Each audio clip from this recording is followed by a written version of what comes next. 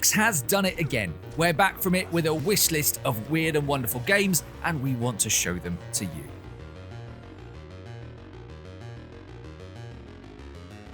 Every year, PAX gives indie developers a chance to show their passion projects on the big stage, and gives us gamers a chance to unearth some absolute gold.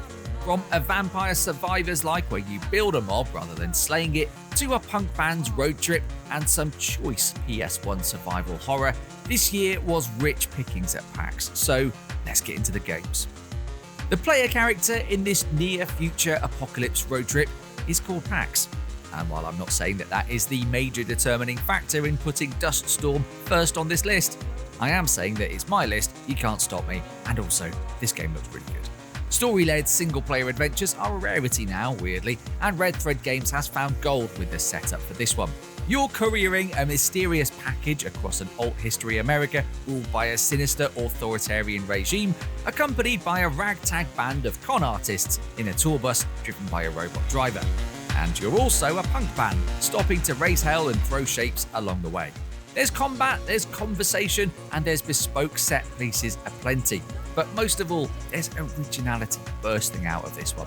Mark August 20th in your diaries and get ready for your weirdest gaming road trip since that time you drove all the way to Cardiff for that box copy of Final Fantasy VII you found on eBay.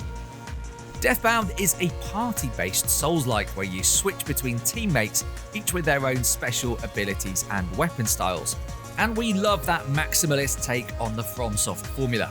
Why bother waiting for a new playthrough to experiment with a fresh build and playstyle when you can drag 4 of them along with you like a pack of combat-hungry canines? The combat animations look super slick and precise in this one, and the weapon effects light up your screen like fireworks night, and there's a lot of depth to the world here. Science and faith collide, a futuristic past and a medieval present, diverse cultures, and crucially, absolutely loads of things to fight.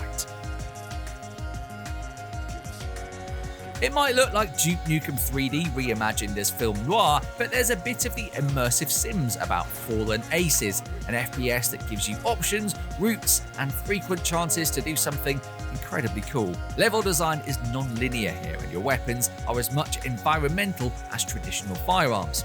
You're slamming mid-century mobsters in pinstriped suits through windows and fences, improvising projectiles and using nearby bottles for savage melee attacks. The 2D graphic novel-style artwork, hand-drawn by artist Trey Powell, gives the game a striking look when it's in motion, and we can't wait to explore all of the hidden depths of its intricate levels.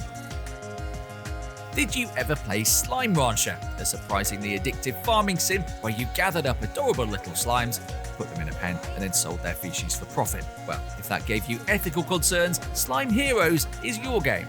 This time, the lovable little blobs are the heroes, wielding weapons and deploying abilities like Ice Breath on the fantastical monsters who've invaded their land. Solo or in co-op, you explore a world of secret passages and puzzle dungeons, collecting skill gems that you can use to craft new magical abilities. It's good, wholesome fun, and it makes us feel warm in our hearts, and there aren't too many games in 2024 you can say that about.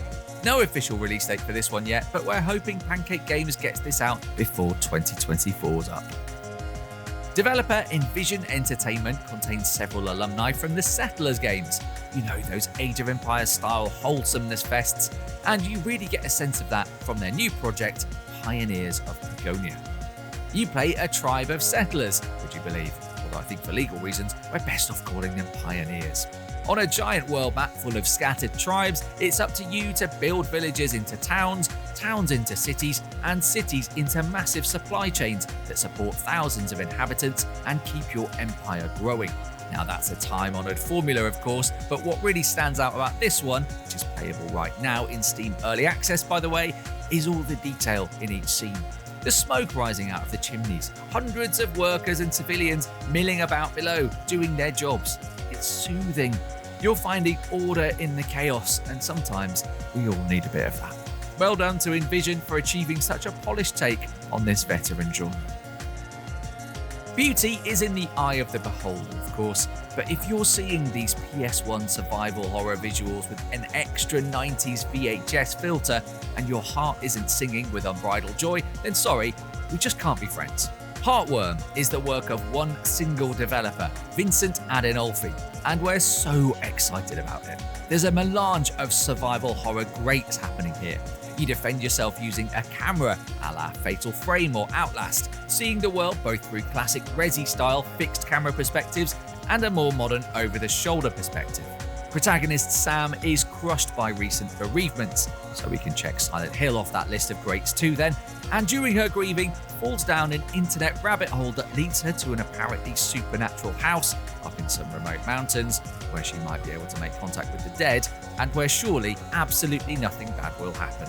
We'll find out about that in 2025 when the full game releases, but for now there's a playable demo on Steam to get us reminiscing about the glory days of spooky survival.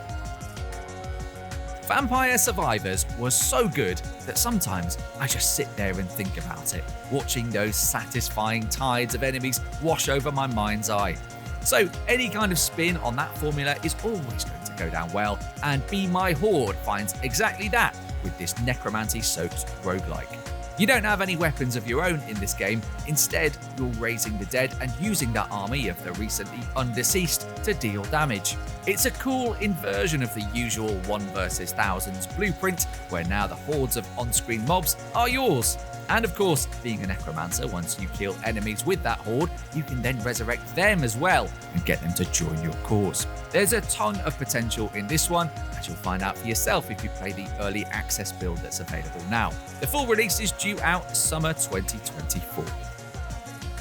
Those were our highlights from PAX East 2024, but they're but a drop in the ocean of great games to feature there, so subscribe to us at ROG Global and we'll keep you up to date with more great indies, as well as the best graphics and the best gaming hardware around. Thanks as always to the true homies still watching. Drop us a like to make our day, and we'll catch you in another one.